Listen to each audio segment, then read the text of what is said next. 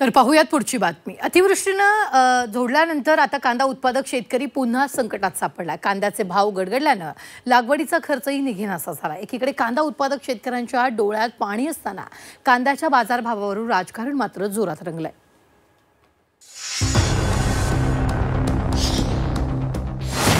ऐन दिवाळीत कांद्यामुळे शेतकऱ्यांचा वांदा।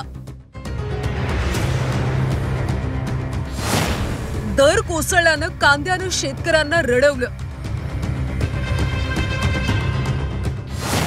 कांद्याच्या बाजारभावावरून राजकारण मात्र रंगलं।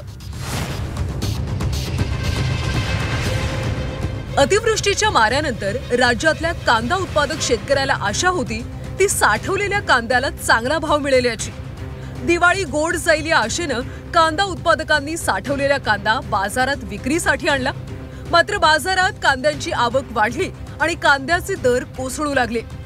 गेल्या 3 आठवड्यापासून बाजारात कांद्याचे दर सतत कोसळतायत। लागवडीचा खर्चही निघत नसल्यानं कांदा उत्पादक शेतकरी अक्षरशः रडकुंडीला आलाय। कांद्याच्या परिस्थितीला सरकार जबाबदार असल्याचं म्हणत अमोल कोल्हे यांनी सरकारवर निशाणा साधलाय। किलो मागे किमान 10 रुपयाचं नुकसान जर कांदा उत्पादक शेतकऱ्याचं होत असेल तर महाराष्ट्र सरकारनं का ही भावांतर भुगतान योजना नाही केली? पालकमंत्री पदाची तिढे सोडवायला तुम्हाला घाईघाईने केंद्राकडे जाता येतं ना। मग कांदा उत्पादक शेतकरी मेटाकुटीला आलाय तर त्यासाठी महाराष्ट्र सरकारने ही भावांतर भुगतान योजना का नाही केली? एकीकडे कांद्याच्या दरावरून शेतकरी रडत असताना माजी मंत्री दिलीप वळसे पाटील आणि खासदार अमोल कोल्हे यांच्यात शेतमालाच्या दरावरून कलगीतुरा रंगलाय।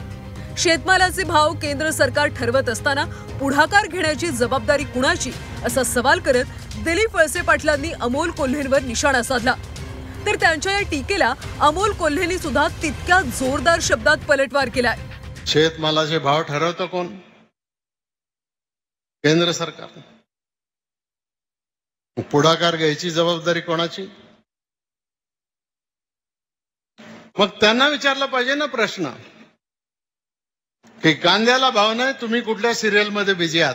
आपण याच सरकारच्या याच भारतीय जनता पक्षाच्या मांडीला मांडी लावून सत्तेचा मलिदा जर खात असाल तर त्याच सरकारला कांदा उत्पादक शेतकऱ्यांसाठी जाब विचारण्याचं धाडस आणि हिम्मत सुद्धा आदरणीय वळसे पाटील साहेबांनी ठेवावं एवढीच माझी त्यांना हात जोडून कळकळीची विनंती आहे। अमोल कोल्हेंवर झालेल्या टीकेनंतर राष्ट्रवादी शरद पवार पक्षाच्या खासदार सुप्रिया सुळे देखील पुढे सरसावल्या।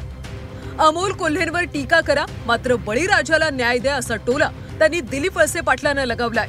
अमोल दादावर पाहिजे तितकी टीका करा, काही मला प्रॉब्लेम नाही। एका सशक्त लोकतंत्रामध्ये ते झालंच पाहिजे, पण माझी माननीय आदरणीय दिलीप वळसे पाटलांना हात जोडून विनंती आहे की तुम्ही सरकारमध्ये आहात, आमच्या कष्ट करणाऱ्या अडचणीत आलेल्या शेतकऱ्याला न्याय द्या एवढीच माझी। तुम्ही सरकारमध्ये आहात, तुम्ही सत्तेमध्ये आहात, तुम्ही मायबाप सरकार आहात, आमच्या गरीब कष्ट करणाऱ्या शेतकऱ्याला न्याय द्या अशी माझी हात जोडून विनम्र विनंती आहे। शेतकऱ्यांकडे अद्याप मोठ्या प्रमाणात जुना रब्बी कांद्याचा साठा आहे। त्यात परराज्यात खरीप कांद्याची काढणी सुरू झाली, त्यामुळे लवकरच राजस्थान आणि गुजरात मधून सुद्धा नवीन कांद्याचा पुरवठा वाढेल।